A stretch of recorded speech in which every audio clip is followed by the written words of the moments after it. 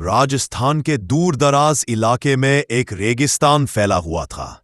वहां रेत के ऊंचे ऊंचे टीले, तपती धूप और रात में कड़कड़ाती ठंड थी। उसी रेगिस्तान में एक पुरानी सराय, धर्मशाला थी, जिसे लोग रात की सराय कहते थे। गांव वालों का मानना था कि उस सराय में सूरज ढलने के बाद कोई भी रुके तो सुबह जिंदा नहीं निकलता। वहां से केवल चीखों की आवाजें आती थीं। अर्जुन एक घुमक्कड़ था। उसे रहस्यमयी जगहों पर घूमने का शौक था। जब उसने रात की सराय का किस्सा सुना तो उसके भीतर जिज्ञासा जागी। उसने तय किया कि वह वहां जाएगा और सच्चाई खुद देखेगा। गांव वालों ने उसे बहुत समझाया, बेटा वहां मत जाना, वह जगह अभिशप्त है। कई लोग गए पर लौटे नहीं। लेकिन अर्जुन हंस दिया। भूत प्रेत जैसी कोई चीज नहीं होती, मैं जाकर देखता हूं। रेगिस्तान की यात्रा।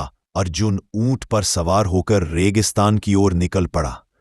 दिन भर की यात्रा के बाद जब सूरज डूबने लगा तो उसे दूर धुंधली सी एक इमारत दिखाई दी। वही थी रात की सराय। टूटी हुई दीवारें, जंग खाए दरवाजे और टेढ़े मेढ़े खंभे।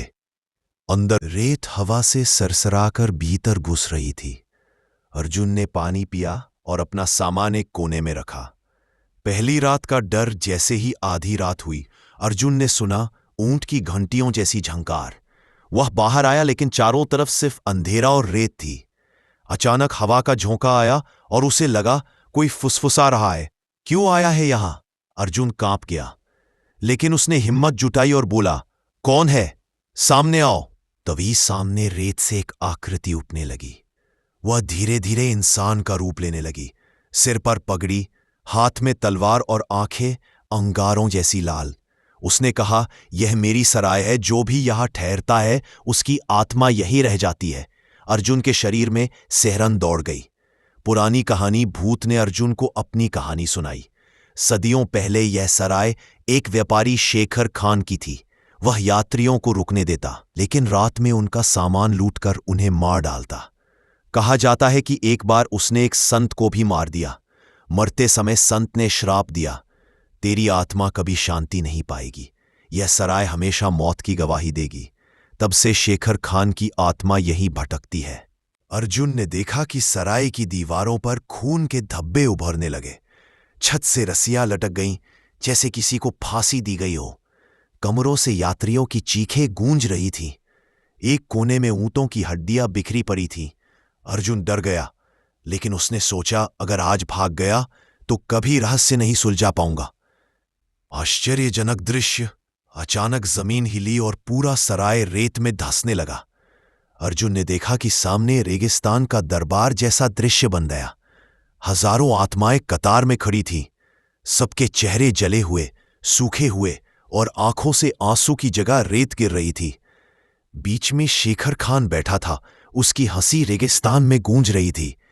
उसने अर्जुन से कहा, अब तू भी यही रहेगा, तेरी आत्मा भी में ही होगी। अर्जुन की हिम्मत। अर्जुन ने अपने बैग से एक ताबीज निकाला, जो उसे गांव के एक बुजुर्ग ने दिया था।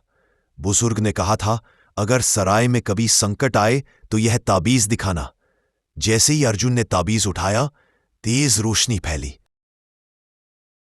आत्माएं चिल्लाने लगी और एक एक करके रेत में समाने लगी। शेखर खान भी कराहते हुए बोला, यह असंभव है, और धीरे धीरे धूल में बदल गया। सराय का अंत सुबह होते ही अर्जुन ने देखा। जहां सराय थी वहां अब सिर्फ समतल रेत थी। सराय पूरी तरह गायब हो चुकी थी। गांव लौटकर जब उसने सबको बताया तो लोग दंग रह गए। गांव के बुजुर्गों ने कहा, सदियों पुराना श्राप आज टूट गया, अब यात्रियों को डरने की जरूरत नहीं। आखिरी मोड़। लेकिन कुछ साल बाद एक काफिला उस रेगिस्तान से गुजरा।